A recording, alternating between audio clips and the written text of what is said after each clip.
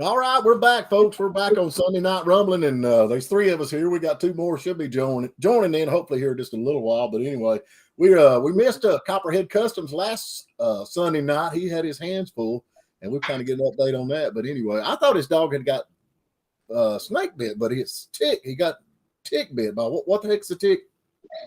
A little parasite, little bug about the size of a match head. Yeah, probably worse than a snake. He would have been better if he got bitten by a snake. But it's a tick. Yeah, just a little bug that bites you and sucks your blood. Yeah, we got them. Yeah. But he was horrible thing. Devil's creatures, they call them. Yeah, I can believe that because you figure a tick.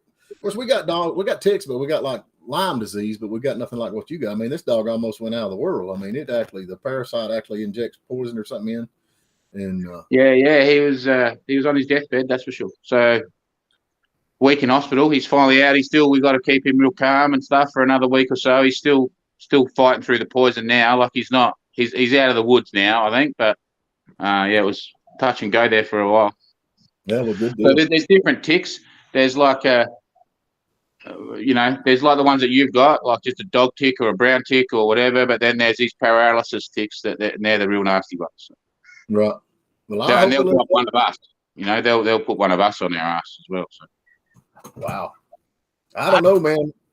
That's one thing I hadn't heard about being down there. I didn't know basically humans have to take tick dips. Then don't they just about? Yeah, no, we don't. But yeah, they can get on you. Like they're not going to knock us as quick as they am a dog. Generally you would find it, but you get really really sick for it. If you've got a couple of them on you, and you didn't know and let them go, then they'd floor us too. So horrid little creatures, and you can't even find them. So he was bitten under the eye, and I shaved him everywhere, and I still couldn't find it. And then we thought, oh, maybe he's all right, maybe he's just sick. And then he got worse and worse. He started not being able to walk, and so then we rushed him in, and he was pretty much. If we'd waited a couple more hours, he probably wouldn't have made it. So. Wow. Yeah, man, well, good deal on that, man. I don't know. That's crazy, all the stuff y'all got down there. Of course, we got stuff up here, but nothing like what y'all do, man. I ain't even thought about a tick. Now, I seen the story the other day where there's a new tick out that's coming through that if it bites you, it actually makes you allergic to meat. Now, boy, that's terrible. That would be terrible, wouldn't it? Maybe that's what all those vegans have had. You ever notice the vegans are always the most upset, unhappy people in the world? You feel like smacking them and just go have a steak, for God's sake. They got fake hamburgers, and fake hot dogs. You ever tried that stuff?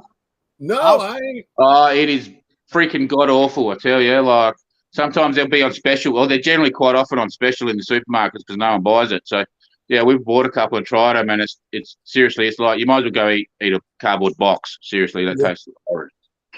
Why, if they're vegans, why would they even want to act like they're eating a hamburger? Why not just eat what vegans eat, like carrots? You know what I'm saying? That's right. That makes no sense. Yeah. So, the only time I want lettuce is when I put it on my hamburger. You know what I'm saying? That's right.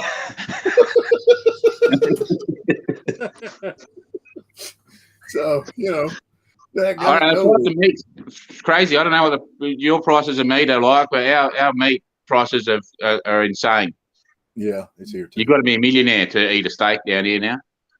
Really? Yeah, it's ridiculous prices per kilo. Yeah, like $40, $50 a kilo and stuff. Good Lord. Mm. Yeah, I don't know. Special occasion now. I'm talking about really special occasion. I haven't put none of my barbecue on my YouTube. There's a few people telling me that's what I need to do is do my barbecue, but you would freak out if you've seen some of the size of these briskets that I do. Yep. Because I usually try to get as close to a 20-pounder. I don't know what that is in kilos, but 20-pound piece of meat, it's. I think it's 2.2 pound a kilo. I think so. That's like close to 8-9 kilo. Yeah. I think. How much does that cost? Big bit of meat. How much would that run you for that one brisket there, Sean? For a brisket, on the average, they used to run about $70, but now they're like 90 and 100. But see, what I've been doing now is I just been getting Koo to get through his restaurant, and he just gets me a case with about 3 of them in it. And I can get them cheaper. So is that like a how big? Like, what is that? Is that like a leg or something? Like, no, it's basically the part of the cow up there in their chest. Yeah, but that must be like a full one, yeah. And brisket used to be junk meat. Now, if you was talking to a cattle guy, that brisket is what they call junk, but it's kind of like chicken wings. Over the years, where people's learned how to cook them, then it's made them worth a lot more money. Yeah, because but brisket, it always used to get ground up for hamburger meat. People wouldn't, of course the Irish would always do that. They'd always do it as the corned beef. They do it like the corned beef, and that's a brisket, but they take all the fat off of it whenever they do that. I smoke mine. 20-pounder usually goes from 14 to 18 hours, and I do it the fat cap up, and I let that fat run down through the meat. Yep. And anyway, when I get done with it, I make this little I'll get it said, just horseradish. I make this horseradish stuff, and my brisket tastes like prime rib. Yeah, okay. Done with it. And Steven's had a little bit of my barbecue. I think he's got good barbecue. He's a real good barbecue. Ain't no doubt. He's got the best around, but he won't get out and do it. He just does it for his friends. So I figure that works out better because he brings it to me for free. Yeah. If he opened a restaurant, I'd have to pay for it. You know what I'm saying? Yeah. So, oh Lord, you was talking about them little bugs down there. There was a lady up here one time with my dad, and we got horse flies. Y'all got horse flies? They're like huge. Yeah, I'm allergic to them. Them big old horse flies. That horse, it bit that woman. It stung that woman. That horsefly bit that woman. She tore up. She said, "I can't believe that thing bit me. What the heck?" She's all tore up. Daddy said, "Well, it's a shame that a horsefly can't tell the difference between you and a horse's ass." Hey, Steven, text the link to Austin. He's trying to get on. He can't get on. Well, you text it to him. You got his number. I don't have his number. Did you keep his number yesterday? I got it. Hold on a minute. Let's see if I can get it right here. Those horse flies, I got bit by one last year. I had to go to hospital. Really, a horsefly? Yeah, it bit me on the foot, and all my foot swelled up, and they didn't know if they thought I had a bone infection or something. Anyway, I was in there for about 4 days and had to have my foot drained and have an operation and everything, and then no one could work out what it was, and I got bit by another one, and worked out it was a horsefly. I'm allergic to them. Wow. Well, you put a short on the other day. I don't know if this is something you had in your storage or whatever else, but there's a dang snake in your wife's car. One of that Holden or whatever it was. Yeah, that's my mate's car. Did you like that or what? We were playing. He's a snake handler. He's got snakes, my mate. So he lives up the street, and he's who I ring and comes and gets the snakes out of the place, and he's got every snake known to mankind there. And that was one he found down the back of his yard. So that wasn't one of his, that was one he found. And he rang me and said, "I've just found this big snake. We should stick it under the bonnet of the car and do a video or something, And I said, "Yeah, right." So then he ended up, I said, "Oh, what? Let's put it inside the car." So we did that, and we got some pretty good videos. I just did it for I don't know, these shorts, trying to grab some subscribers, But well, we had one today get 98,000 views, man. Yeah, I had something stupid. Yeah, I don't know. Like I can't work it out, to tell you the truth. Like, those shorts, some of them go stupid, some of them do nothing, and then all I know is my big videos are hurting a bit lately. So I don't know if I put too many up or what I did, but I went from getting 1,000 to 10,000 views to I'm not even getting 100 on them at the moment. So I don't know what's going on. I think the constant, man, just staying there constant. Well, I was doing one a day, and then I started thinking about it, and I thought maybe I'm putting too many up of the same, they're all on that. They were all on that Bedford, and then it's like if you get on a Friday and I've got 5 of them put up, well, some people will just watch the last one. They won't watch the other 4, So you're right. We want to mix it up a bit more. I've got all these other projects, so I was going to sort of do a day on each thing, and Mix it a bit, but I got that sucker running anyway. I try to do at least one good video a week and then shorts during the week, you know. Yep. My boy uploaded that one. We used to call him my drunk mechanic because he kind of stayed a little bit strung out. But anyway, we got him through drug court and all that, and he's sobered up now. But he had a video back when he was wired on that stuff, and Evan uploaded it this morning about, I don't know, probably 8 o'clock this morning. We got 98,000 views and about 75 subscribers, which put us over the 1,000 mark. So I'm like 1,050 subscribers now. So I'm rich now. I'm got 1,000 subscribers. You're rich, hey? On YouTube, baby. It took about a week once I hit that. Have you got the hours up? No, the hours up. What do you mean now? Yeah, the 4,000 hours. Oh yeah, I've got everything now. I'm monetized. Well, I sent it to monetize. Well, now you got they're reviewing you now, yeah. Yeah, they're reviewing me. Are you monetized? So that took about a week. Did it? Yeah. Yeah. I don't know. I don't know if there's gonna be anything to it or not. You know, I think I've made. Well, I think it said I made $5 last month. Oh wow, that's pretty good money, man. Rich. Yeah, I'm invested $70,000 in cars, and it's taken me 8 months, and I've made $5. Woo! And I don't get paid that either. Yeah. Yeah. Hey, at least I've had a channel since good Lord, I think for 7 years now, and I've only got 300 and something followers. Well, that's what I can't work out is I'm gaining subscribers every day, but I'm not getting hits on my videos, so I can't work out what's going on. Yeah, the subscribers don't pay unless they watch, do they? That's right. I don't know how it works. I've been trying to research all their algorithms and watching all these videos, and I think all I'm just doing is getting myself more and more confused. Oh, I know one thing. Now I did a little video, and in the thumbnail picture, I had the picture of my wife with her back to the camera. And yeah, I watched that video. And son, I'll tell you what, that's one of the better videos that I've done. I mean, I guess people sees a woman there and they're like, "Oh, look here, we got to check this out." Yeah. It's a short video, so they stay. But yeah, maybe we should start doing these things topless. I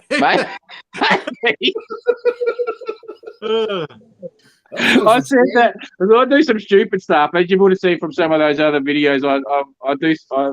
I in the like at home, I'm like a bit loose. I'm a bit stupid. I do got a bit of a stupid humor, and I do some stuff like with the wife where I pull my pants up real high and walk around. Yeah, and I said maybe I should do some of them to get some views. Yeah, that's what I believe. I don't know. Maybe that's funny how I guess they subscribe and then they don't think about it, because when they're looking at these shorts. But that's the way everybody's building the channels. And I got a thing the other day on email where they actually sent a thing out and said, do your outtakes and that kind of stuff. So they're pushing that, with the. Well, that's like, I don't know. Did you see the stupid ones I did with the Aussie car maintenance things where I'm putting water in the headlights and doing all that stupid stuff? Did you see me doing all that? I hadn't seen you do. I seen you do your dance, baby. You dance like. Well, I've got these ones where I've been like oiling my spark plug leads and putting water in the motor, and we drilled a hole in the headlight, and I'm filling up the headlight with water to rejuvenate it. And I've picked up like 50 subscribers off of it. Yeah, well, that's the thing about it, man. You cranked that truck up and you just kept telling everybody, "Well, no, that's not exhaust smoke. That's not exhaust smoke." Then you started dancing. I thought, I know what kind of smoke that is. Because I just painted the exhaust with normal paint, like just so it didn't rust up. But yeah, so that was just that burning off. Sean, I was driving last night. I drove it up and down in the shed, but I blew it fine. So. Hey, we got him now. There he comes. There he is. Hey, hold on, man, there he comes. Struggle. You don't realize you don't know all your passwords until it's time, So I'm sorry. My password's password. That's what I do. All my passwords are just password. Yeah, I'm telling you, that was a struggle. I had to do all kinds of mess. But I'm here. How y'all doing tonight? Hey, man. Doing good, man. We got Copperhead Customs over here. He's from all the way down in Australia. Hey, how are you, bud? How you going, mate? And what's then that back there behind you? What's that hot rod? That's Bedford. I don't know if you can see it. Oh, I like it. Things all right. Yeah. He's got a whole series on that build there.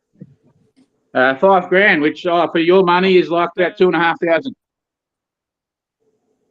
And it actually was just a hull. He got it out of a yard somewhere or something. I mean, it wasn't nothing but a body, was it not? Just the front end, and I mean, it had no. Yeah, it's just a cap. Is that me breaking up or you guys? No, I hear you fine. All right, I'll move a bit. You there? Yeah, I got you. We got Renegade Garage saying hello, everyone. Can you hear? I hear everybody. Everybody can hear me. Yeah, we got Ratty Muscle Cars in here, Wiz. He's kind of stuttered. You there, man? Yeah, we got him. Yeah. Service. Yeah. Hear me? I'm having. He's got computer a minute ago over to my phone. So. Can you hear it all? We can just hear a little you. bit. Man, that's I never figured it'd be a struggle.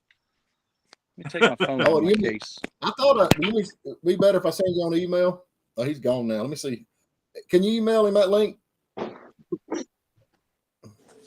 think he's just got bad service. I can email it to him. There he's back. Can you hear us? Yeah, he's still. Yeah, I took my phone. Let's see. I got his email.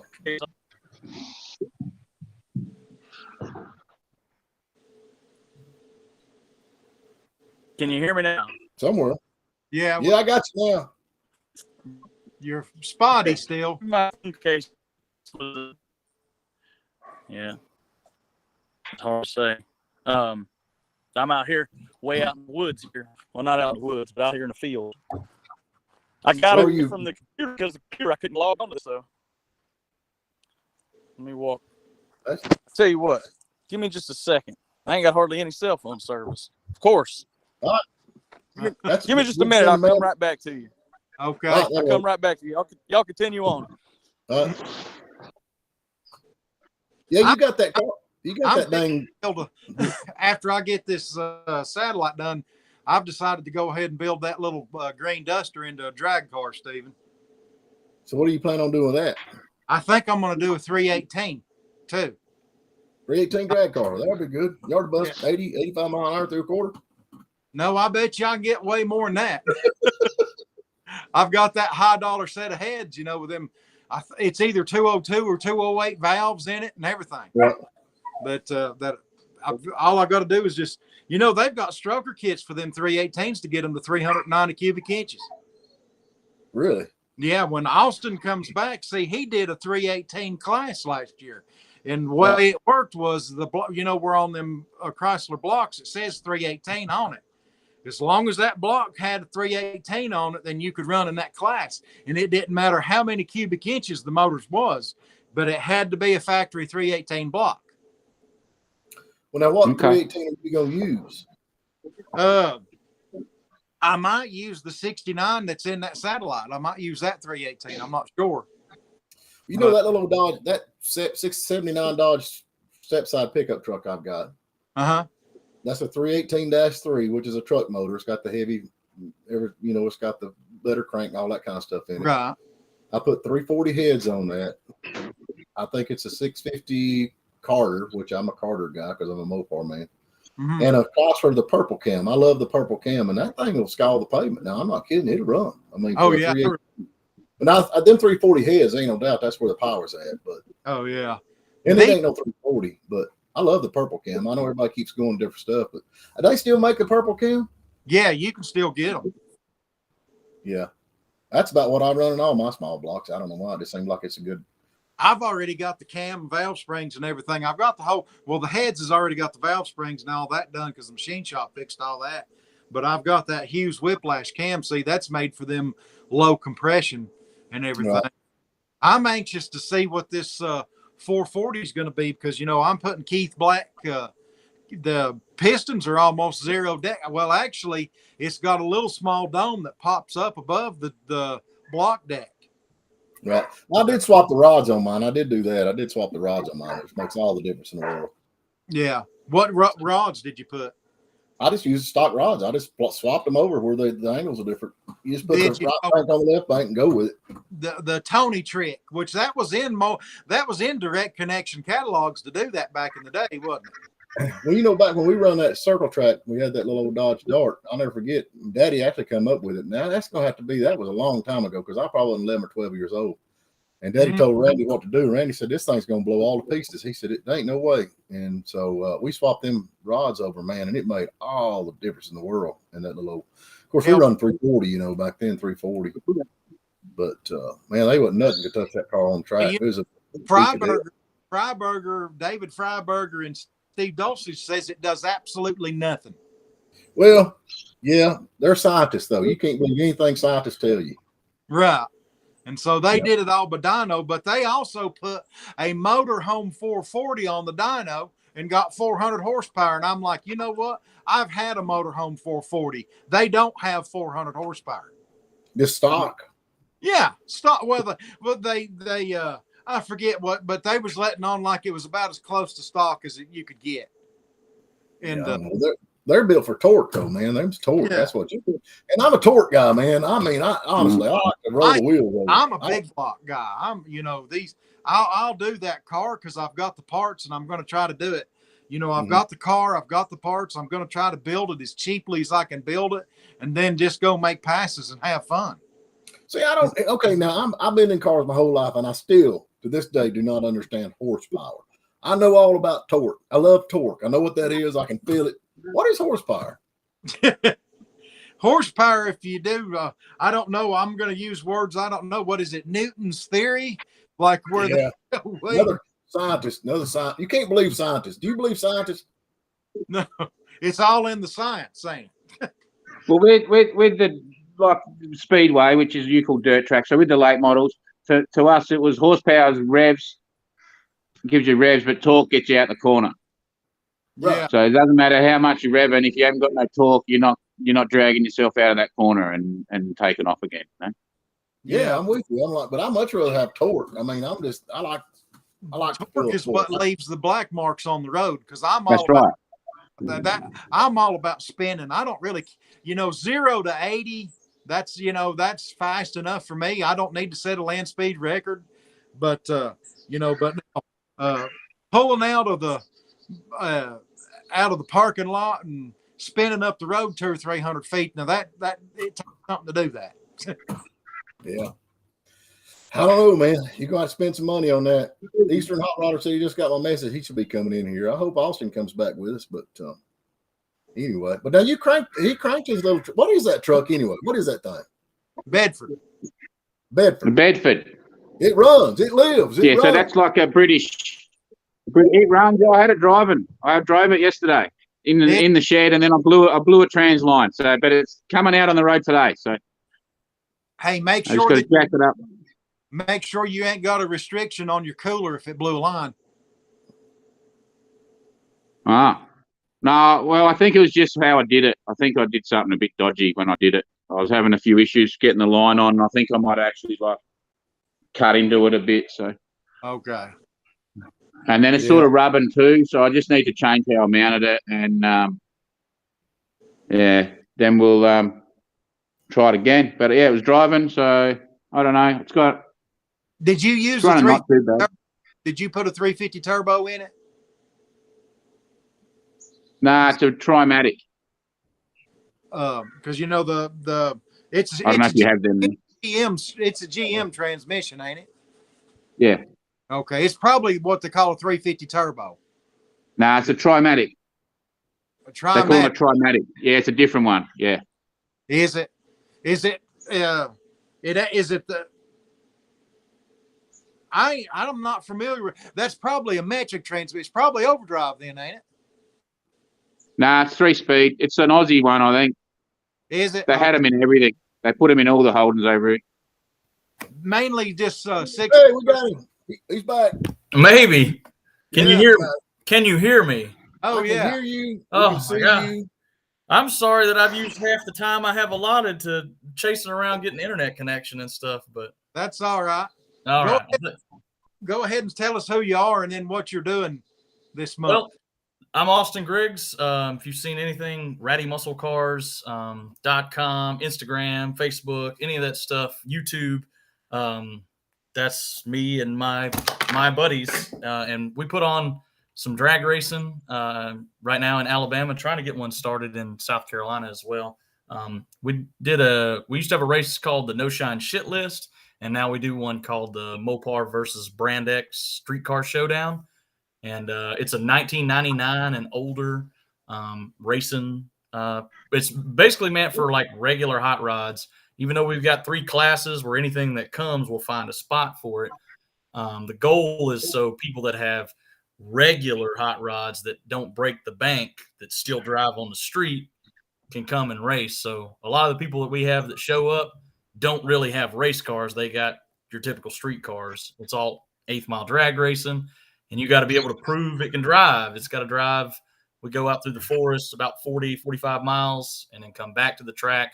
And the car's got to be tagged and insured and all that kind of stuff. So it's a lot of fun. And we have a big turnout every time we do it. So we're doing it again here October 22nd. And that's going to be in Alabama.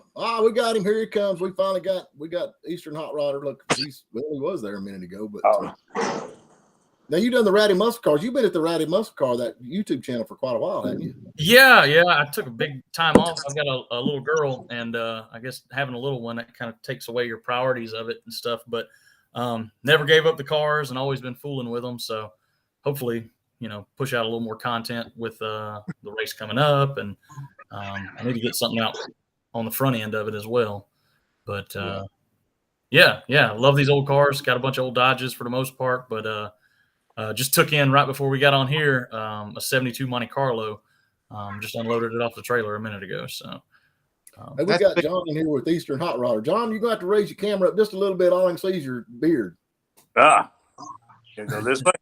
Oh, there you are. Beautiful. There you are. You're so pretty. There we go. I just my beard today, so it's not so bad.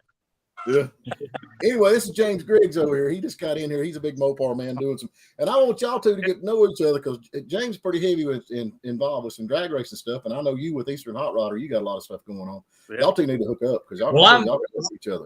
In the government's eyes, I'm James, but my name is Austin Griggs. But my first name's James, so the government knows me as such. But we try to keep it on that level. We don't want to tell the government no more. We have to. Where you at? I'm in South Carolina, but I do a lot of racing in Alabama and stuff. So I'm originally from Alabama. Very cool. Most of my junk is in South Carolina now after 47 trips, it seems like, back and forth. But I've gotten most of all us hot rodders, man. No matter what anybody says, all us hot rodders are reporters. You want to admit it or not. Yeah, I've got it bad. I've had it bad since I was like 12, so it's not getting any better. Like I was telling him, I just pulled one off the trailer a minute ago. So that's cool. A fella needed a 12-bolt rear end, and I found a 72 Monte Carlo on Marketplace. I was like, "There's your rear end." I said, "You can drop the carcass off at my house. I'll give you $100 for it." And I made out on that deal. He's got a good rear end, but the car's it's junk. But I've got another 72 Monte Carlo, which is my first car, and this will ensure its survival forever if anything were to ever happen to it. I've got parts. Parts car is always good to have. That's right. What year? Make it a race car, I guess, if I ever wanted to. What year did you get your Coda?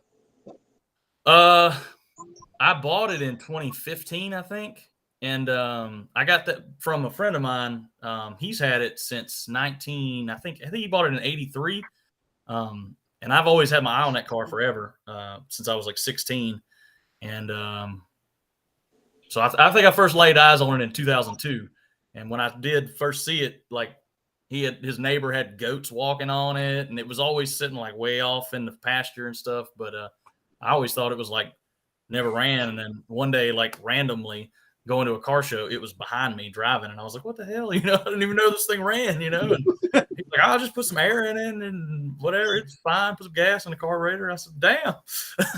I didn't realize it still ran. Of course, rest is history. I ended up buying it and changing the motor and transmission and all that stuff. It's pretty. A 318 car. It is a factory 318 car. It's had a hell of a life. It was factory white. Somebody painted it blue. It's been painted black. And then in I think in 84, they painted it like an AAR Cuda, and it's got the black hood and the spoiler. And I mean, if you don't know what you're looking at, it's an AAR Cuda, but it's not an AAR Cuda. But when it had a motor in it, I stole the motor because I had to do a commercial. It was a bicycle commercial in my Duster, and I needed a motor and transmission right now. And I stole all that, and it still has. I hadn't drove it since then, so it's been a little while. Well, yeah, you're a movie star. I didn't know. We that or not, but he's like a movie. Hey, listen, I got killed in a movie, and he got killed in a movie. Yeah. There's an upcoming movie. It's called American Metal. They used my Duster in it, and I got to do some little cameo stuff in it. But I was big part of the production of this movie, and when they killed not the main character, but one of the main characters, his name's Steven Dorff. You might remember him. He's the bad guy on Blade. You know, Blade with the 68 Charger. Wesley Snipes, like the bad vampire that's like Wesley Snipes's arch nemesis. Oh, yeah. That's Steven Dorff. He is in this movie I'm talking about, and they shoot and kill him. John Travolta shoots and kills him. Not to give it away, but when they're gonna kill me if they know it, I'm the only car guy that was part of this thing, so none of them will know. Yeah. But y'all don't tell too many non-car people. So anyway, he had already left the area, and they were like, "Oh, we kind of needed a shot of when we're panning away from the house and like showing his dead body," and they were like, "Hey, you want to be dead Steven Dorff?" I was like, well, sure. So I had to go get in that guy's clothes, which were way too small for me. The guy's like 5'4" and 165 pounds and wears a size 9 shoe. And I got a 12 and weigh 200 pounds. It was a struggle, but I got into snakeskin boots and laid on the porch and pretended the guy was dead, so. Which is harder than you think. You might know, right? You know that they actually cut my throat. That was so fun. But anyway, nobody's ever said that before. This was a mega motion picture, that I was in. I mean, they had major money. I think after the total budget for this movie was probably $9.95, and that was then they run out of gas, didn't they? They run, I guess. The production. I was fixing a car they had that was in the movie. The window wouldn't go up, and I was working on it. And they was like, "Hey, man, you ever thought about being in the movies?" I said, "No, I never thought about being in the movies." He said, "Well, we need a guy to die," and he said, "You're perfect." Words to live by. So I found out real quick. I didn't get no speaking lines because they pay you for that, But they did. That gal that cut my throat, she done a good job. I've got pictures of her putting it all on there and all that. But I'm laying over there in a recliner, and I didn't make. How much money did you make? I never did get paid for that. Hopefully I'll get something on the back end of it. But my buddy is the director of this movie, so it's just kind of one of those. It rolls into a big buddy favor, and just as long as he covers my back and make sure that we're square. Well, let me tell you something. Friends are friends, and you ain't gonna get nothing. Trust me. Hey, I know. But the thing is this is his he's done music videos. He's done commercials for like Cadillac and other stuff. This is his first movie. So, it was important to help him actually get this accomplished in hopes that maybe there'll be some more movies. You know what I mean? Well, he's got big stars in it, so that ought to help. Yeah, no, I mean, it's not a huge A-roll list, but, when Steven Dorff, John Travolta are a pretty big deal. Shiloh Fernandez is the main character, and he's a big time. Like, he does a lot of vampire movies. A lot of all y'all's daughters and stuff might know who he is. And Ashley Benson, she was on that Pretty Little Liars. I know none of y'all probably know anything about that. I didn't either. But she's actually a pretty big, actress. And there's a guy from Fast and the Furious 5 that's in it. When they do like the money drop in that movie, and they got a phony boss. He's that guy. He's in it. And then Tim V. Murphy. It's upper B crust, actors, and then John Travolta and Steven Dorff. So I don't know about your actors. I didn't hear none of them that was in Smokey and the Bandit. So no, yeah, we couldn't dig up Bert. No. I'm a Smokey the Bandit kind of guy. Yeah. I hear you on that. And I agree. I mean, it was not. And Kevin Dillon's in it. You might recognize him, but he was in Entourage.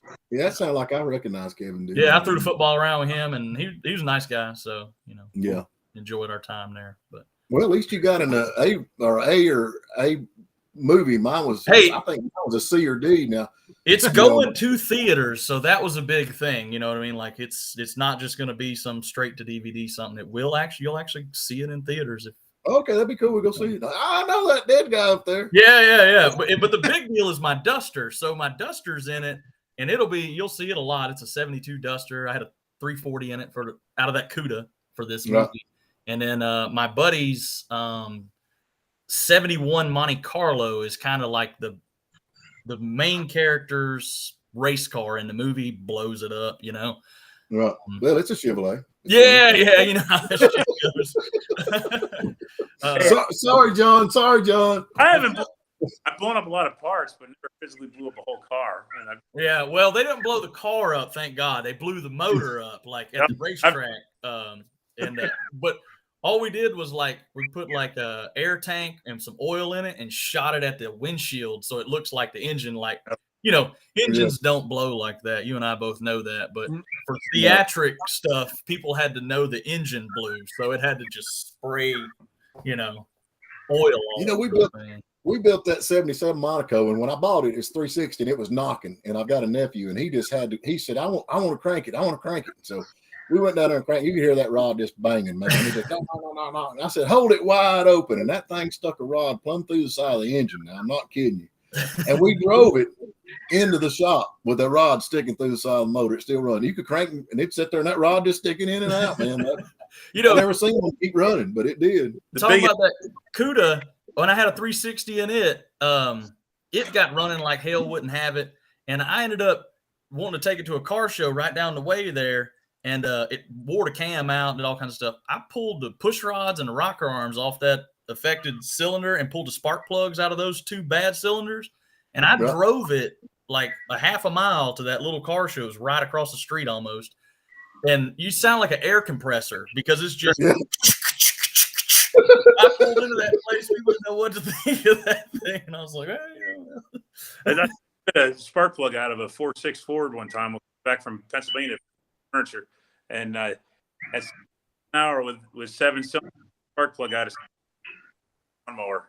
Just dude, it's a horrible sound. And the way those things, the spark plugs break down in there, those 4.6s or whatever, got the 2-piece. That might be the way to get them out. Just crank the thing up and see if it'll shoot the thing. Just break down in there. It came right up, took the coil pack and everything. And I was not happy, man, on the side of the road in Jersey with all the trucks going by. I stuck my head under the hood. The wind blew and took the hood off the prop rod, knocked me in the head, cut my head off. Oh, shit. I was so mad. You know what? I don't care what the problem is. I'm driving this thing.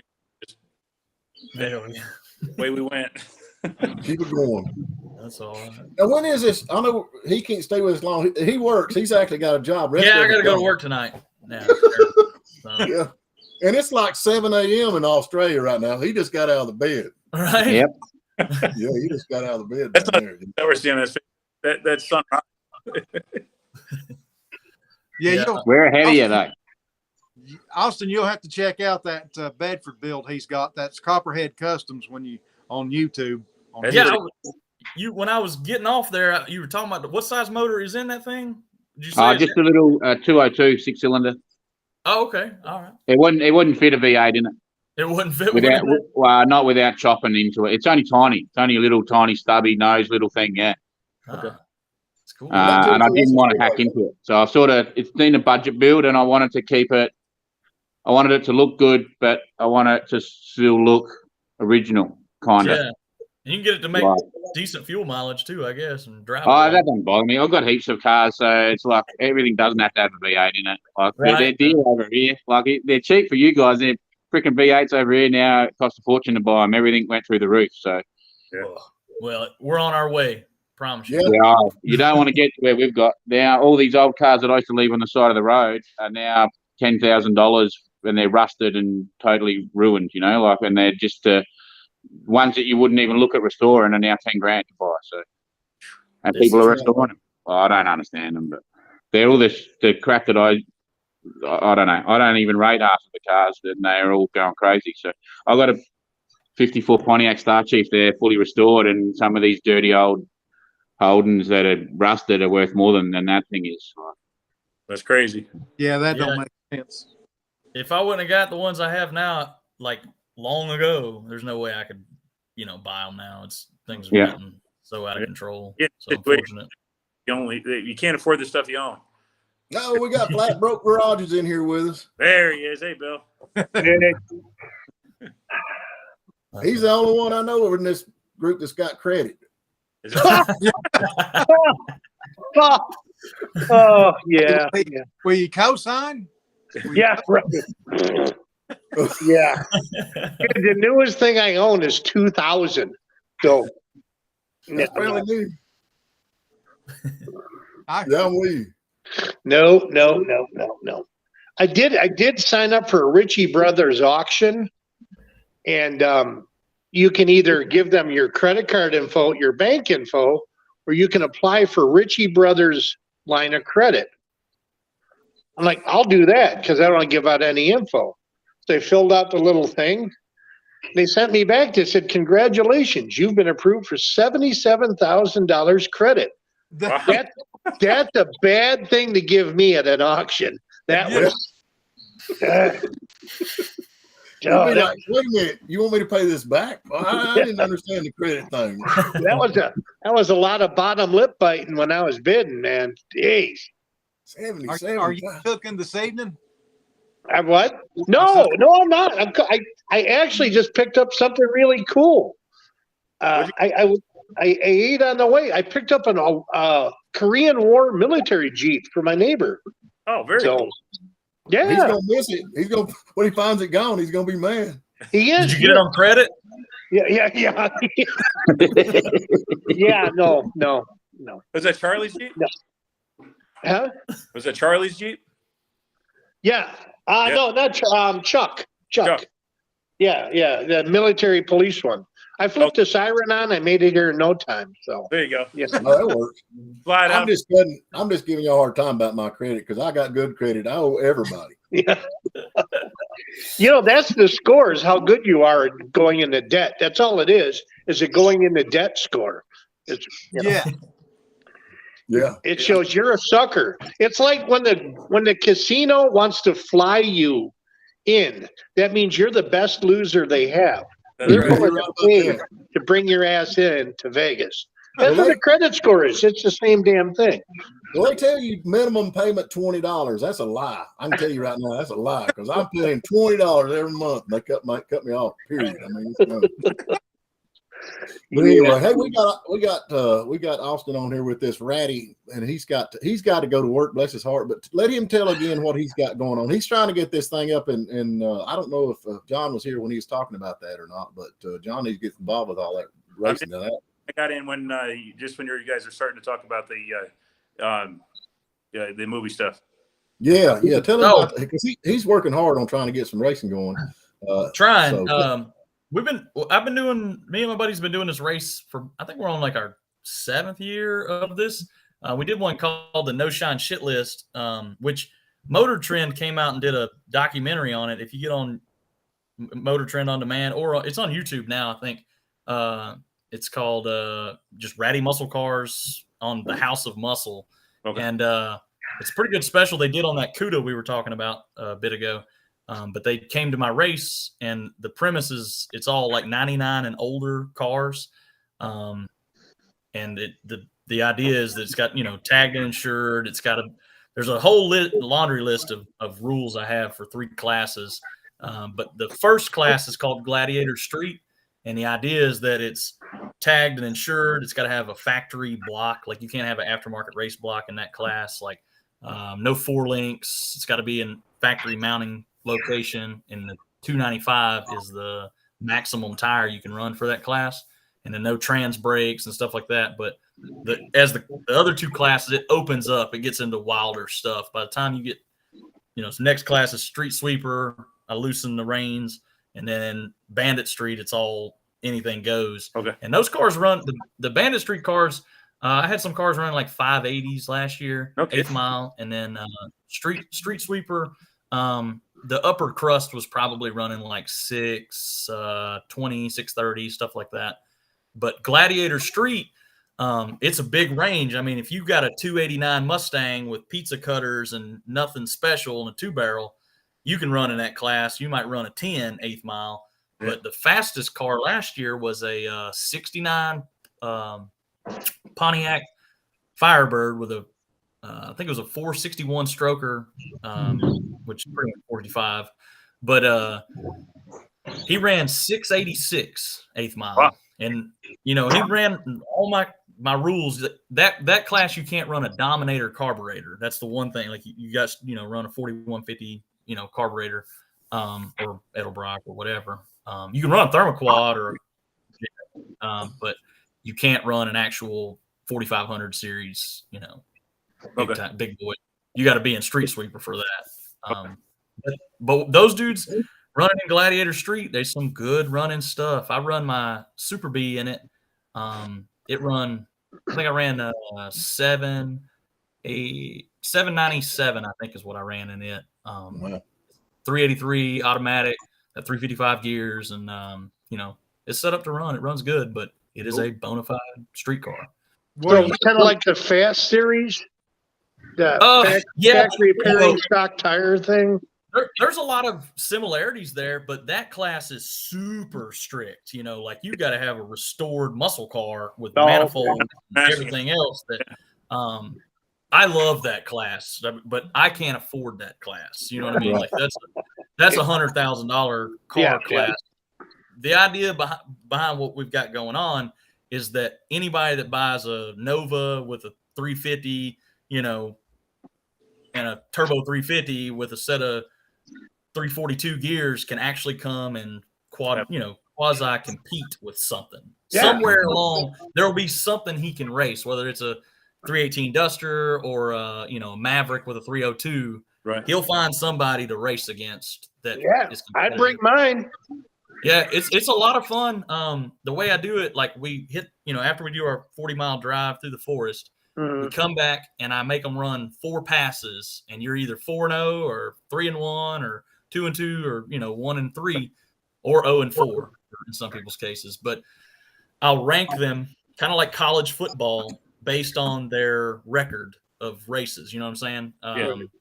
And I kind of just pick who I'm going to have race each other. I don't want to have some pro mod looking thing running that guy's Maverick. You know what I'm saying? No, I'm with you on that. That takes all the fun. There's some I put a little bit of thought into who I pair up, but at the same time, I'm trying to find the best races. But once they've got a record and I rank them, then I kind of they're free to run all night, and that they'll climb the ladder or fall the ladder, or they'll just bow out because they'll either can't climb no more, they can't fall no more, so they're stuck, or they break their car or whatever. But a lot of times people put 12 to 15 passes on their cars through the day, and by the end of the night, I give them a little plaque and whatever, and it's just for fun.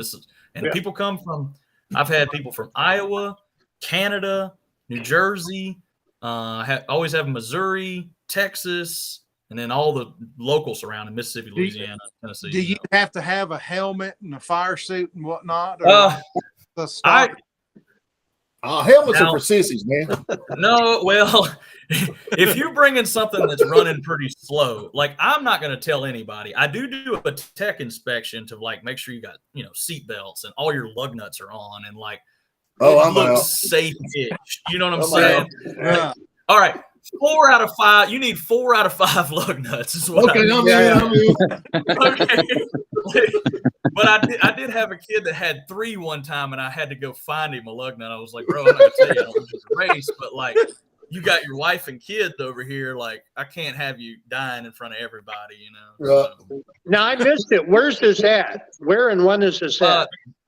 We've done it every time at Jake's Drag Strip in Moulton, Alabama, but this year it'll be at Bailington Drag Strip in Bailington, Alabama. It's kind of it's 45 minutes north of Birmingham, kind of in the sticks. But it's the drag strip is super cool. It kind of sits in a valley to where like spectators can sit on the grass, and then nice.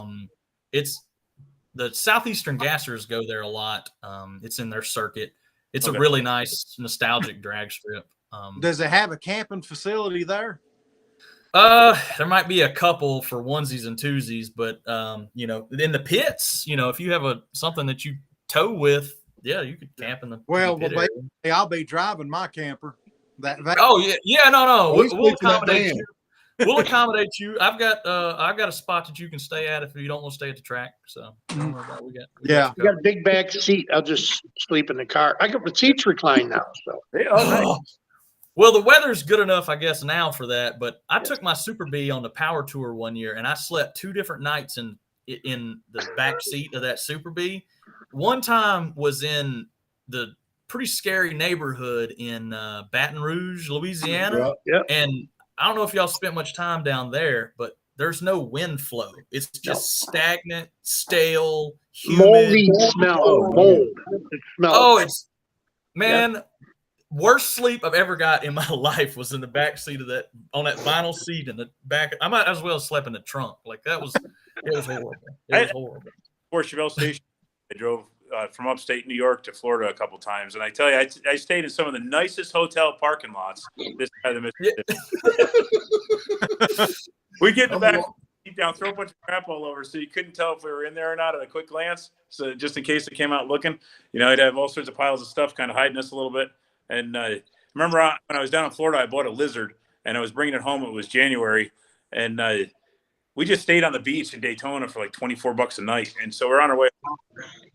Of course, heading north, it got colder and colder. And I drove for like, I don't know, it was ridiculous, like 16 hours straight, and I could barely keep my eyes open. I said, I'm going to have to find a place to stay. So we stopped at this one hotel, and when I walked in, I was tired. It was like 3-something in the morning. And I said, how much for a room? The guy says, $120. It's $120. I just want to keep my lizard warm. And the guy looks at me weird. I was like, forget it. And I walked out, and we ended up staying in a hotel parking lot. And I threw the blanket over me in the lizard cage, so my body heat would help keep the lizard from freezing. My friend, are you responsible for all the iguana problem they have in Florida? Yeah, that's out there. That's him. It stayed in the car, and then I only slept for like an hour and a half, and the cold wind came through the kitchen. So he says. The blanket I was under, man, I was freezing. I got up, I slept for like a half hour, 45 minutes, and drove the rest of the way. It was awful. John, what is wrong with a puppy, man? I mean, a lizard?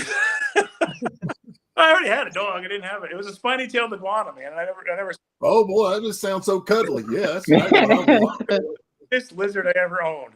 That's one good thing about owning a van. The way I've got my yellow submarine van fixed, you got I've got I think it's an 8-inch memory foam bed in it. Oh, and nice. It's you comfy. You can open them windows. I've got a little Milwaukee battery powered fan. If it's too hot, I can turn that fan on. But it's the 70s as it gets. Yeah. Yours is perfectly set up for a different kind of lizard. A lot of I just hope that memory foam can't remember it. I hope it don't remember it. Memory I hope foam, it forgets. don't remember it. But Sorry, it's a good thing that I'm not trying to date any girls right now, because you pull up in a van, you ain't going nowhere.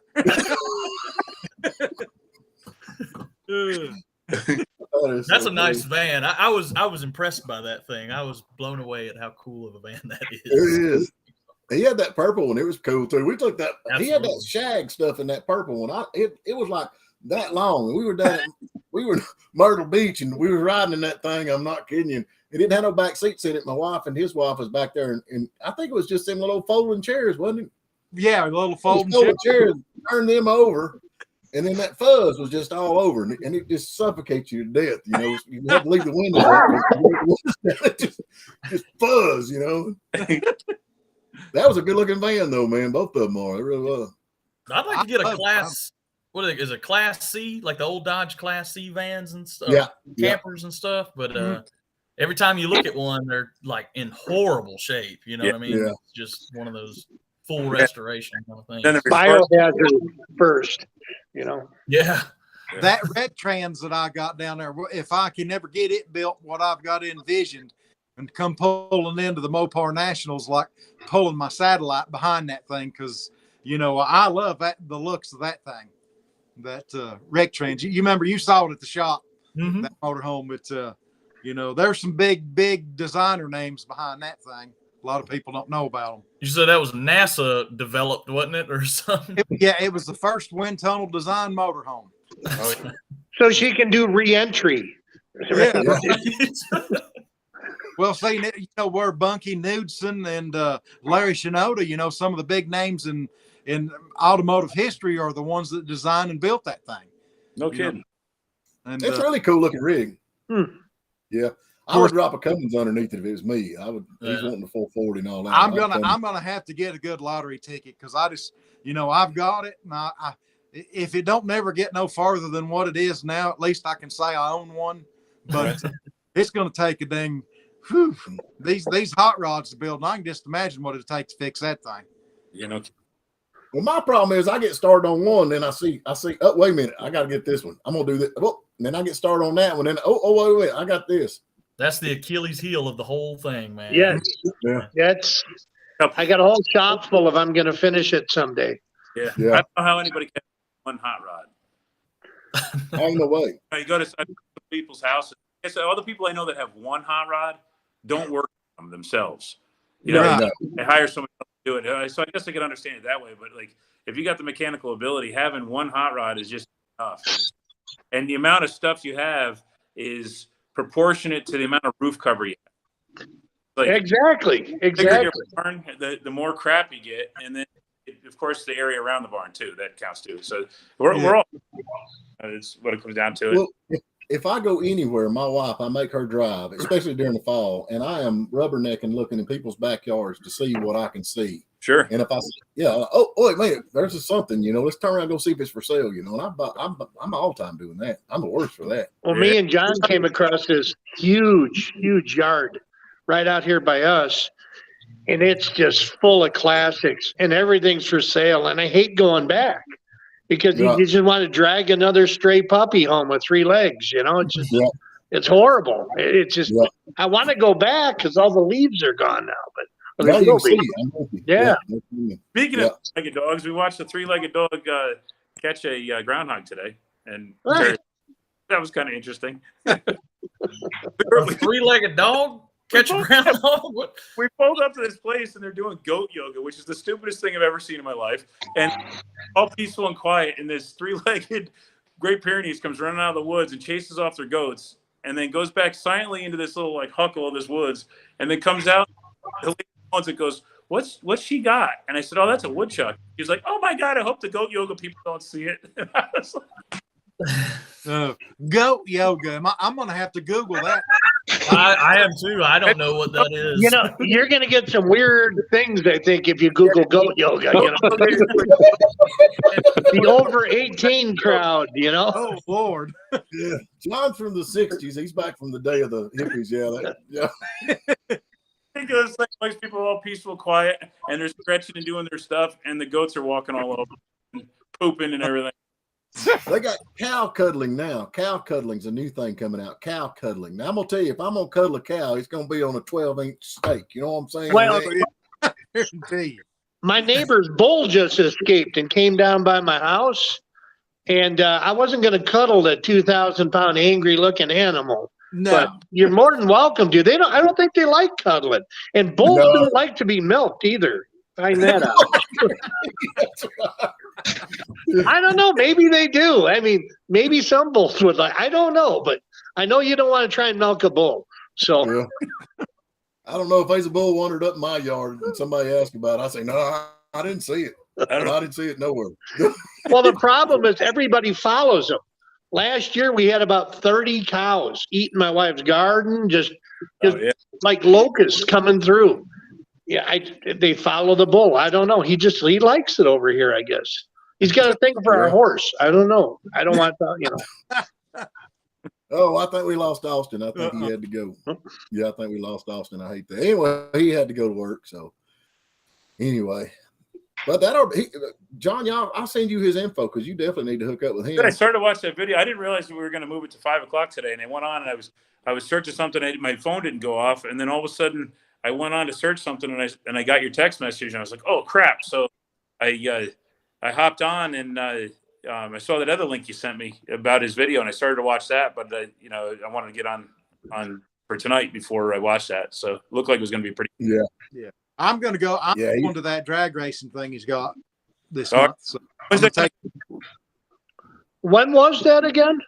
Is it the 21st or something? I'll have to look at the date. Okay. Putting it out there, and I'm going to share. I think I shared it on my Facebook, which I don't know if you are friends with Facebook or not, but I'll probably share it on my Instagram too.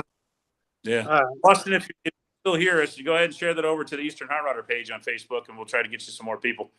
No, I'll send y'all his info if y'all need to get knowing on that. I think I'm not a big drag racer, man. I'm really not. I like circle track. I'm sorry. We did that. I went up there and did that autocross. I love that, man. That was a lot of fun. But that's fun. That's fun. Copperhead Customs, man. You're a circle track guy, ain't you? You much drag racing or not? No, I'm circle track. Have a look in the walls behind you. They're all me old cars. There you go. The thing about covered. That gets me, I'm not a good enough fighter to be a circle track driver. You're not allowed to fight. Okay, here he's back. Yeah, I like drag because. Hey, sorry about that. I had to go give my livestock a hug. Yeah. Yeah. John, I'm gonna send all your information to John because he's got over at Eastern Hot Rodder. Tell him kind of what you got. He can maybe help you out with that.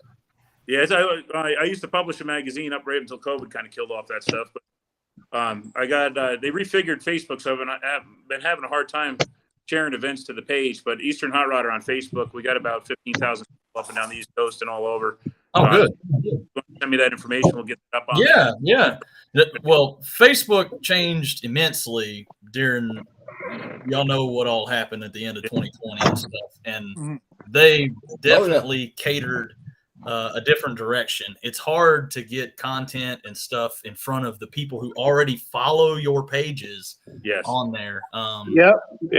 They reconfigured the whole thing. It got real political, and they say they didn't shadow ban, but I'm here to tell you, I've got 90,000 followers on Facebook, and they shadow banned. Oh yeah. So Like I event, and I could just share it to my calendar on the Eastern Hot Rodder page to add it on, find it. Now that link is gone, I can't do that. So, but if you send me the information, what I might have to do, if you could add me you might still be able to add me as a co-host, add it to the calendar. If not, what you have to do is relist it. But the problem with that, then it puts me as the co-host and it doesn't, or as the host, and it doesn't link it to you. So I'm trying to figure out how I can just link it so you guys get. I have the event on Ratty Muscle Cars. I don't know if you can just simply share it. I don't know. Share that over, man. Same thing with the I admin the two big hot rod power tour groups on Facebook, and I think there's 75,000 people between the two of them. I could get it up on there too. Okay. Yeah, like I said, it's late in the game now, and leading up to it, but we have a big group of people that always come, and that's always good. This year I really thought that they sold my old track that I always go to, and I thought I was going to actually not have one this fall, so I've kind of been reluctant to even widely talk about it because I wasn't sure the direction of what was going to happen for the fall, and but we moved into this new track that's going to take us in, so I'm gonna yell it from the rooftops again. So is that old track going away? It's not, but it's under new ownership, so I've got to learn the systems and figure it out. Well, they're trying to kill off the drag strips and the circle tracks around here. Yeah, it's crazy. Yeah, which is sad. It's terrible. It's not. I don't want my kids and grandkids to go without, but that's the one thing. Down here, when I was up in New York, I lived earshot to Lebanon Valley Dragway. So anytime you got an itchy foot, you could just drive over there. You know what I mean? It was they had plenty of events and stuff. So I miss having a drag strip basically in my backyard. I grew up next to Great Lakes Dragway. It's sad, man. It was funny. In Union Grove, they're one of the oldest NHRA tracks left still around. Yeah, I think it started in '59. They're still running.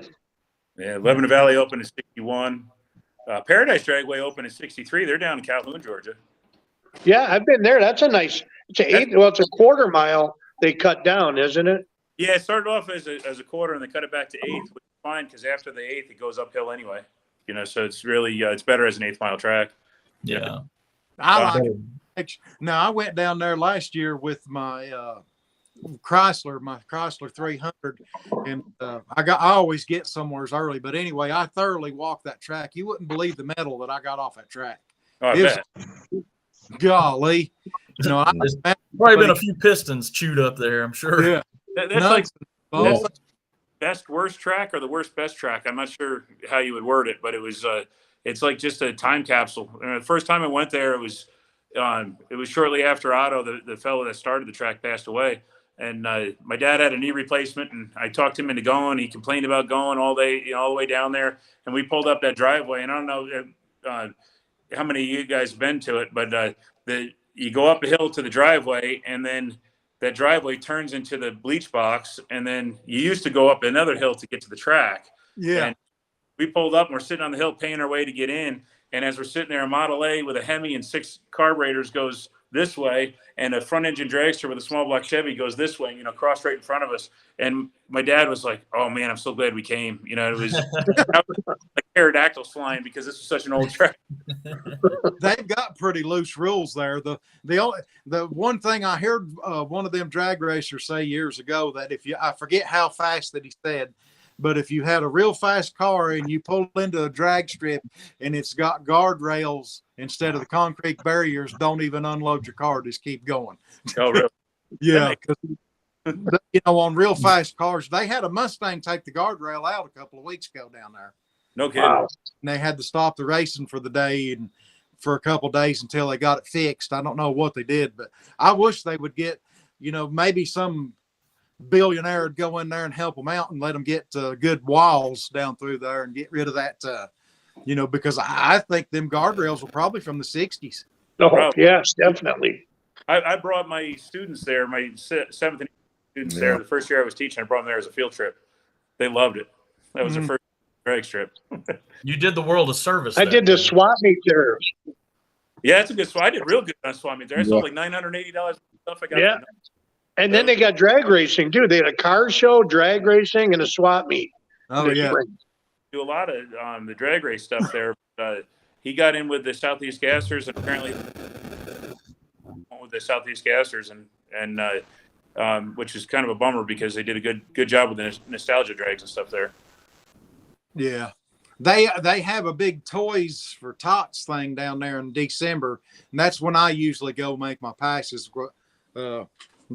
Finnegan, Mike Finnegan usually there and stuff. Of course, they got the swap meet and then drag racing and car show all at one time whenever they do that. That's last one. I always seem to miss that one for some reason. But it's a good little old show.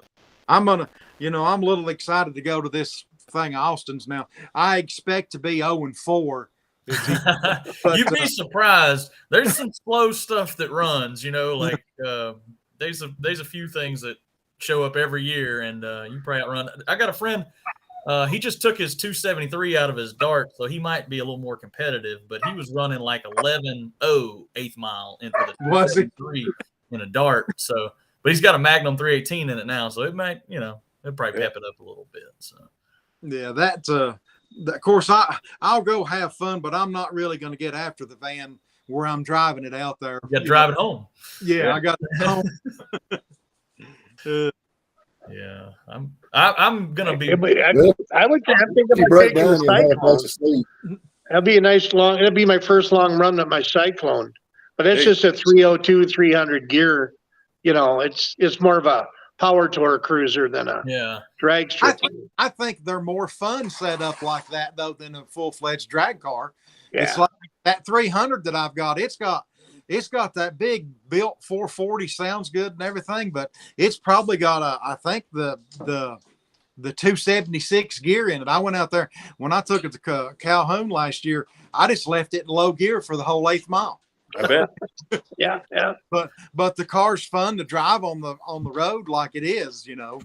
Well, yeah, you want to be able to go at least 65, 70 all day and not have to keep looking at everything, temp gauge, oil, I just had the police out yesterday, and I was thinking, man, this would be nice to have an overdrive in it, because it's 440. It's a 422 gear and a 30-inch tire with just a high stall turbo 400. $3,000 at 60. So you're twisting. Which $3,000 at 60 was nothing back in the day, but now we look at it and we think we're beating everything up. Yeah. Oh yeah. Yeah. Well, that 300, we drove it out to Lebanon, Tennessee, a couple years ago to that Rat Rod Rumble. That's a good one. Redneck Rumble, but that car got 15 miles to the gallon. It's got a big Indy head, aluminum head. I'm going to say it's probably a 450 horse 440, and big old car, but it drives so good, man. That thing hits the road good. I love driving it.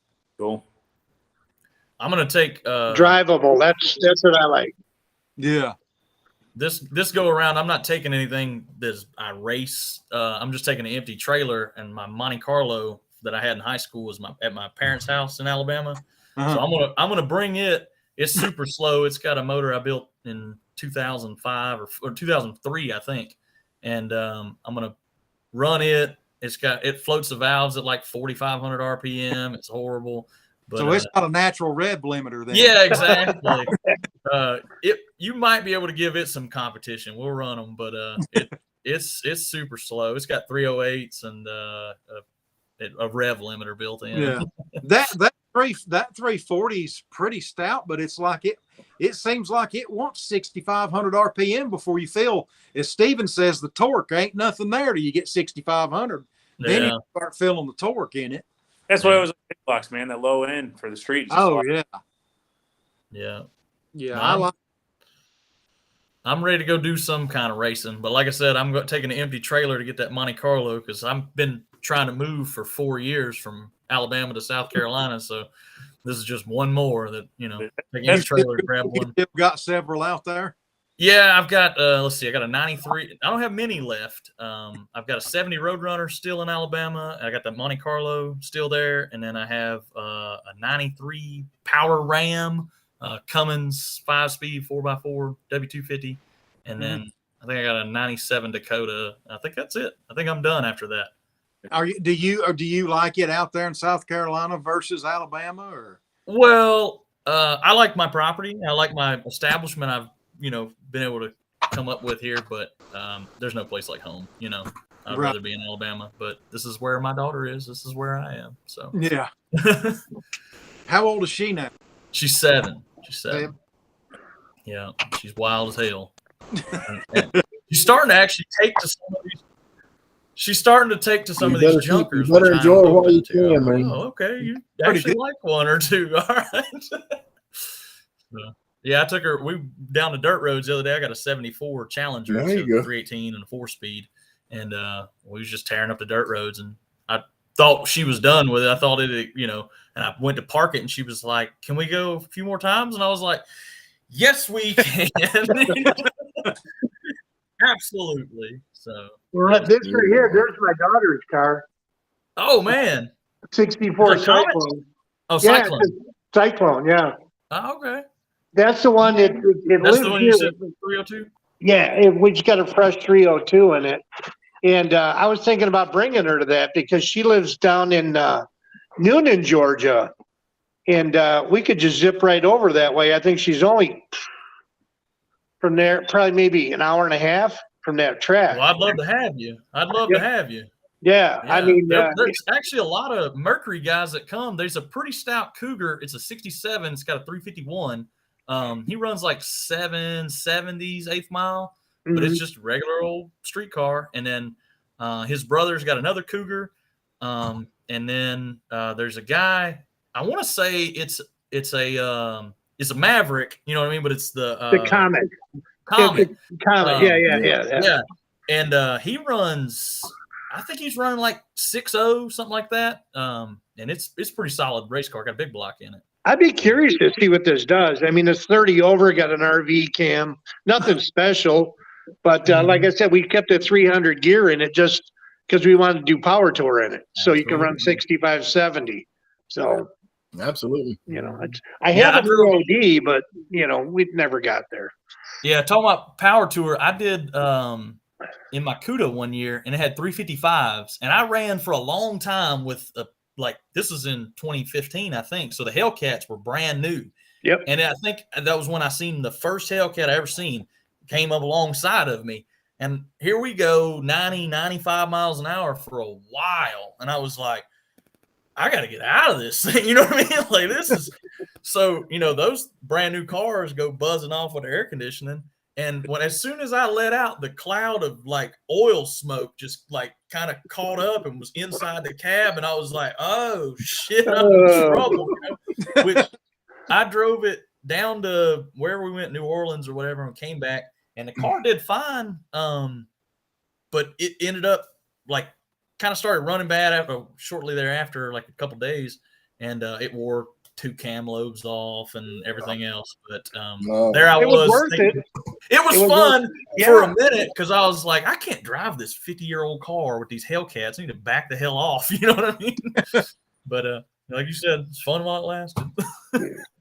Loved it. Yeah, that's it. Yeah, I gotta get going. To work. I guess it's good talking with you, Austin. Yeah, nice to meet all y'all. And hey, and Mr. Porter, Austin. Hey, look at that! I know that. There it is. Hey, that's all right. Yeah. We got it up there. Good deal. Well, I hope y'all make it out. You know, we'll be looking for updates. I'm gonna try to make a couple more videos on the front end of it, but we'll definitely have some on the back end. And American Muscle, look for it, and I'm sure I'll talk to y'all again. But look for it like February time frame, I think. So that's the car movie I got. That's the car movie. You'll love. It's not even a car movie, but because I was involved in it, I made sure that there's a lot of car stuff. There's a lot of good stuff. A lot of good stuff. So awesome. It'd be good if it took off as good as a Fast and the Furious or something, wouldn't it? I don't know if it'll be that, but I'm hope, you know, I'm optimistic, but I also downplay it a little bit. I think it's going to be a lot better than I've even kind of let in. It's actually going to be a pretty good movie, I think. Right. I'll try to get one for you from man. some of the other I want people, autograph. but, you don't want none of mine. I'll just be the dead guy. I'm just the dead guy. You didn't knock the front end back out of alignment, did you? No. But I let those dudes. They had to go around the parking lot, and I was like, okay, just leave it in first gear. It's fine. It's got 456s in that 340, and they went to pull out. And they drove down out of the parking lot, Lord. and he is a full manual valve body. So I didn't want to overwhelm this actor, you know. I was like, look, just put it in first and go. And he goes and pulls out of the driveway, and then he comes back, and that Steven Dorff dude, he comes up. He's like, man, that car's making all kinds of noise. And I was like, oh, shit, you know. So I go over, and it's running like hell wouldn't have it, hammering. And it broke the cup off the push rod. It's got adjustable valve train. And it broke the cup off, and it was just hammering like hell, which – I was able to get it back together, welded the push rod, and finished the filming. But the problem is I've got a roller cam in it now. And the reason is because, like I told you, with that CUDA, I wore that cam down. Yeah, I ran a roller in it.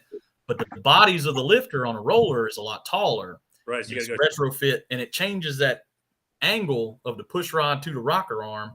Yeah. And it actually I had to grind the hole in the head where it goes through. And I ground them down, but I didn't do it enough. There's still some interference problem there.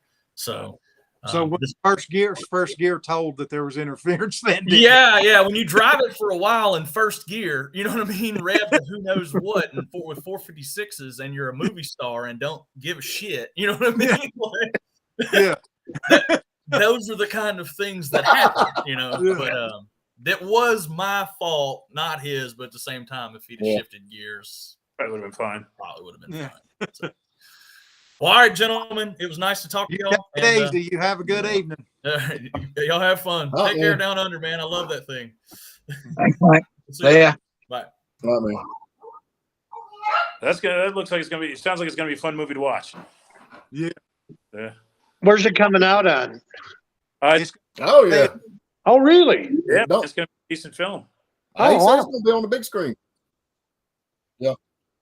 Look at that movie. What was the name? I ain't gonna tell you, man. That's the dumbest movie I've ever seen in my life. It was Me Too movement movie before the Me Too movement. Yeah, it was. Sean had some junk cars in there too. What was that? The Devil to Pay or something Devil like to that? Pay. My transmission went out after I got it back. Oh, really? Yeah. Which I don't think it. Well, they brought that one car back with a flat tire, man. They didn't have the tire really? fall off of it. Yeah. Man. Justin. Well, I got my name in the credits, so I guess it's worth it. Right? Justin's truck come back with the header gaskets blow. I mean, the header gaskets was gone. It's like somebody took it apart and took the header gaskets out. I don't know how that. Wow. But I don't know. We did that. I did that. I didn't get in it, but that one movie. Who was the guy that was the co-host on that Gone in 60 Seconds with Nicolas Cage? I can't remember his name, but anyway, they did a movie down in Atlanta. And I got the Dodge Diplomat. That's the only thing I can do. I got this 4-door. That's about the only thing I can do with that car. Really, just list it for movies. Actually, that's a car for a movie because the dark green. They like the ones that kind of blend in for the background. So so it would actually shooting a film in the 70s. That'd be an ideal car for it. Yeah, it's a big movie scene in Atlanta, so. Listed up there. It did it from 40-mile drive today, so it was good. Yeah, there you go. Sketchy, but she made it. Yeah. Nice. Copperhead Customs in that big. I guess what is that car you're in? I'm in Pontiac. I had to go sit down. Yeah. Did you do that interior, or was it done like that? No, it was all done. I think it was a car from the States that was in parades. Oh. I don't know if it was the fire department or the high school in either Oklahoma or Ohio. Okay. Yeah. Now, them door panels that you did on that Bedford turned out pretty good. I like it. Yeah, that was an old seat. Was it? Yeah, that was the seat out of one of the other hot rods, and I just ripped the leather off and I just knocked them up. But I've actually done the seat in my 32. That's sitting on the shelf in there. That's a bit out there, like. That had like a seat it had like 2 inches of, it was like sitting on a rock, and I've put like 10 inches of memory foam in it and everything, but changed all the shape. So it's like pushes your ass forward, but then I put bolsters in the front, like where in your groin, so you can't slide forward. So in the end, I've made it, like I didn't fit in that 32 to start with because it's all chopped. And then I've actually made the seat bigger, but then changed the shape. So actually now I fit in it. He's nearly laid down in there. That's cool. I bet it's comfortable. I did it. That's artwork. That is true. Yeah. If you can do interior upholstery, any of that. I just bought seat covers and I'm baffled. I'm baffled. I just went in. I'm just one of those blokes that will do everything. I'm tight ass. I don't want to pay for nothing. So I'm right with you. There's nothing here. $1,000 sewing machine, and I'll tell you a secret of what I did, which I don't like letting this one out though, is the leather itself costs a fortune. So you go buy these like Italian designer lounge suites that cost like 20 grand that people have had their day with, and they give them away basically. So you go pick them up and then chop all the leather out of it, and you get proper full hide, not split hide leather. And then you make your car interior out of it. So that's what I did. I went and bought an old couch, and I went and bought a sewing machine, and let's have a crack at it. So watched a YouTube video, and off I went. Yeah, there you go. Well, that's a good idea. I never thought about that because you're right about that. I got for my Oakland, I went and bought, it's crocodile leather. I found a crocodile lounge suite, and that's getting crocodile leather done in that one. That's pretty cool. Yeah, well, you know how Stephen, what Stephen does. Stephen says, I need you to come with me to the upholstery store. So I got in the car with him. He goes down to the hardware and gets the silver duct tape. He said, that's what I'm going to do my upholstery with. That's how he reads seats. I'll see if I can show you this other seat and see if my internet will work in there. What? Can you see that over there? Oh yeah. Yeah. Oh yeah. Cool. Mine stopped. You're still moving. Yeah, Still Yeah, going? we got. Yeah. Oh, That's yeah. just no Yeah, that's cool. Up there. They- Yeah, so that's they- the one I did. That's the one. Well, the back's all arched as well, so it pushes you. That's the one that like makes you lay down in it. Yeah, right. that was my right. first go at it. That'd probably be a $3,000 seat over here. Oh yeah. If you had to go buy it, yeah, I think it owes me like $12 or something. Wow. Wow, what about that? Right. Yeah, Man, the Willys. And So that 32 I'm doing, that's going the whole. Everything in the interior is going to be red leather. The carpet, like I'm not putting carpet, I'm putting red leather on the floor, red leather on the roof, everything, because there's enough leather out of that couch that could just do everything in it. So well, why not? Well, yeah, right. That's good. I never thought about that, but that's a great idea. That is a good idea. When I I, would- don't know that one. I hope we can't watch this video, otherwise all the couch prices will go up. Oh yeah. I own a garbage service. We pick old couches up all the time, man. Yeah, well, Yeah, you get the Italian leather ones, and they're leather like you have in your Mercedes, you know, like so. It's not like a split height. It's not the crap like the stuff you go buy from the shop is generally it's thin crap stuff, you know. yeah, sometimes you Right. get brand. You take some of them old Mercedes, the one thing of them things, you get in 100 years old, and that thing's still got a good interior in it. Mm. You know, now some of I think they used horsehair for some of the black for the cushion. Now some of that'll be, but that leather's always, you don't never see a Mercedes with torn up seats in them. I don't. Nah, very, very, very rare. Yeah. I just bought something yesterday, something a bit out there. I don't know. You heard of a Triumph? Yeah. So I bought a Triumph yesterday. I haven't picked it up yet, but it's I don't know. It's got a 2.5 litre motor in it or something. Apparently they're meant to be pretty flash. I don't know. Well, like a TR6. It's I don't know. No, it's a 64. Oh, so it's older. It's an old one, and it's got this 2.5 litre. They normally have a 2 litre motor. It's got a 2.5 litre motor with twin carbies and crap. And Nice. That's cool. they have independent rear end and all this sort of crap. So I don't know. We'll see. But it still had the My plastic problem on is I it. don't fit in those cars. Yeah. You know, 6'5", 300 pounds. It would be like a roller skate for me. Yeah, well, I'm up there too, mate. Don't worry. I'm not a little boy, so we'll see how we go. You need two of them, one for either foot. I had somebody trying to trade me an Austin Healey for a Chrysler New Yorker that I had for sale back in the summer. And I'm like, what the hell am I going to do with that thing? I can't get in it. He wanted to trade me. I had a 65 Chevelle convertible, and he wanted to trade me for a 76 Triumph TR7 that had a 4.7-inch Chevy Cubs. I said, man, I love big block Chevys and I love Pro Street cars. I said, but I'm 6'3", and he goes, nah, you are. He goes, you wouldn't be able to get it. He says, no. I just drove this old Army Jeep here, a 1952 Willys Jeep. You don't realize how small an actual Jeep was from the 50s. They're small, and they got that big steering wheel to them, you know. But I barely fit in the thing. I bet you was above the windshield on it, wasn't you? Well, Yeah, they're well, not really small, they're actual size. Look, I mean, it's all buttoned in too. Yeah. Oh. Man, that thing That looks was cool. You don't fit in this thing. Look at there ain't no room. Yeah. Yeah, you sit real upright in it. I had a 65 civilian Jeep. Steering wheel, jeez. That should have the gas tank under the seat, right? Yep. Gas tank under the seat, and the seat don't move, and I had to drive it back. He goes, just take. My knees are up against the steering wheel. Yeah, up the old war videos when Willys was promoting those for the U.S. military, and they were doing the tests, and these guys were driving down and jumping over things with them in there. Oh, yeah, like this. Yeah. Back hanging on, he's bouncing all over the place. It was that had to be way worse than riding a horse. The thing's miserable to drive coming down my road.